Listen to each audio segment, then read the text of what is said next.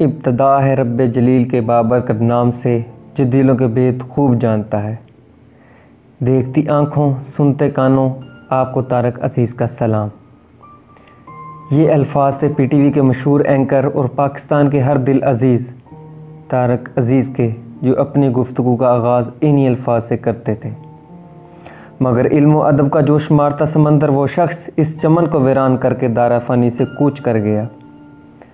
وفات سے کچھ وقت پہلے ان کی نصیحتیں کیا تھیں، اپنی وراثت کے بارے میں ان کی کیا وصیت تھی، اور انہیں کس الزام کی پاداش میں جیل بھیجا گیا۔ میں ہوں محمد عثمان مقصود اور آپ دیکھ رہے ہیں دی وائس آف ورلڈ، اور آج ہم انہی کی زندگی کے بارے میں جاننے کی کوشش کریں گے۔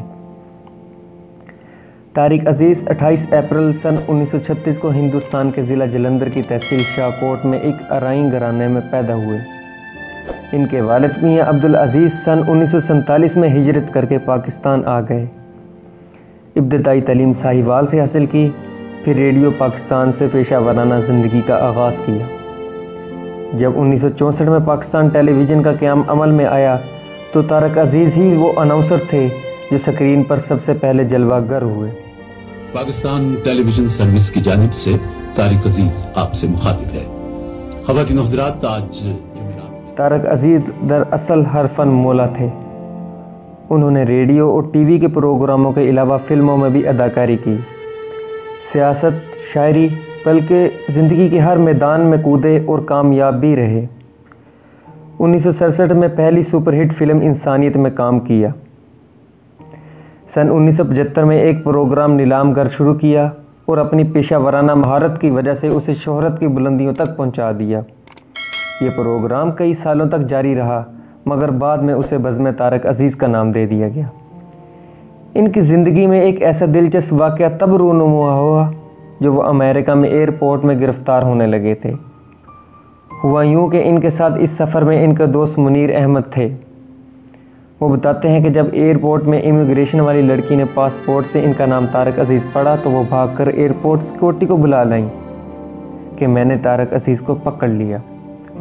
دراصل طارق عزیز ان کے ہم نام عراق کے فارن منسٹر تھے جو امریکہ کو مطلوب تھے۔ معمول کی تفتیش کے بعد انہیں جانے دیا گیا۔ انہوں نے سیاسی سرگرمی کا آغاز ذوالفقار علی بھٹو کی دعوت پر کیا۔ ان دنوں طارق عزیز کو فائر برینڈ سوشلسٹ سے جانا جاتا تھا، کیونکہ وہ بھٹو کے جلسوں میں پرجوش نعرے لگا کر ہجوم کو چارج کر دیتے تھے۔ بھٹو کی پھانسی کے بعد وہ دوبارہ تفریحی دنیا میں چلے گئے۔ سن 1992 میں انہیں ان کی بہترین خدمات کی بدولت صدر پاکستان کی طرف سے پرائڈ آف پرفارمنس یعنی حسن کارکردگی کا ایوارڈ دیا گیا۔ ان کے بارے میں یہ بھی مشہور تھا کہ وہ اردو زبان سے بہت محبت کرتے تھے، اپنی گفتگو کے درمیان انگریزی کا لفظ استعمال بھی نہیں کرتے تھے۔ سن 1995 کے بعد انہوں نے پھر سیاسی میدان میں قدم رکھا اور نواز شریف کے اصرار پر 1997 میں مسلم لیگ نون میں شمولیت اختیار کر لی اور لاہور کے حلقہ NH94 سے رکن قومی اسمبلی منتخب ہوئے۔ دلچسپی کی بات یہ ہے کہ ان کے مقابلے میں موجودہ وزیر اعظم عمران خان تھے جو 50,000 کے مقابلے میں صرف 4,000 ووٹ ہی لے پائے تھے۔ ایسے وقت میں ایک ایسا واقعہ پیش آیا جس میں انہیں جیل جانا پڑا۔ ہوا یوں کہ سپریم کورٹ کے اس وقت کے چیف جسٹس سجاد علی شاہ کے ساتھ نواز شریف کے بہت زیادہ اختلافات ہو گئے اور 18 نومبر 1997 میں کارکنوں نے سپریم کورٹ پر حملہ کر دیا۔ چونکہ طارق عزیز بھی نون لیگ کے رہنما تھے، انہیں اس میں ملوث قرار دے کر جیل بھیج دیا گیا۔ رہائی کے بعد ایک انٹرویو میں مشہور صحافی سہیل وڑائچ نے ان سے سوال کیا تو انہوں نے کہا کہ مجھے حضور صلی اللہ علیہ وسلم کی قیامت کے روز شفاعت نصیب نہ ہو اگر مجھے علم ہو کہ نون لیگ کے کارکنوں نے سپریم کورٹ پر حملہ کرنا تھا یا میں خود ملوث تھا۔ طارق عزیز مشرف کے مارشل لاء کے بعد کچھ عرصہ کاف لیگ میں رہے، پھر پی ٹی وی پروگرام کی طرف آگے اور آخر تک جڑے رہے۔ انہوں نے اپنی وراثت کے بارے میں وصیت کر رکھی تھی کہ میری موت کے بعد میرا سب کچھ پاکستان کے لیے ہے۔ یقیناً طارق عزیز بہت محب وطن تھے۔ آپ کو یہ بھی بتاتے چلیں کہ وفات سے 2-3 دن پہلے انہوں نے اپنے ٹویٹر پیغام کے ذریعے ان لوگوں کو جو کرونا وائرس سے صحت یاب ہو چکے تھے پلازمہ عطیہ کرنے کی تلقین کی اور اپنے سیکنڈ لاسٹ ٹویٹ میں کلمہ شہادت کا متن بھی لکھا تھا۔